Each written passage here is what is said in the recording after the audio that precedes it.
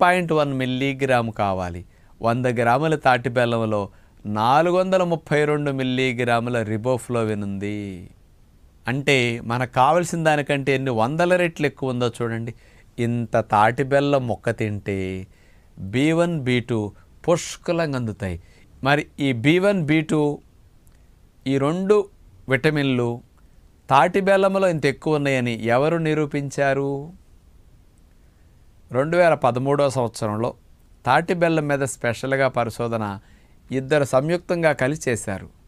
మొదటి వారు 2013 సంవత్సరంలో హార్టికల్చరల్ రీసెర్చ్ స్టేషన్, పందిరిమామిడి, తూర్పుగోదావరి జిల్లా, ఆంధ్రప్రదేశ్ వారు.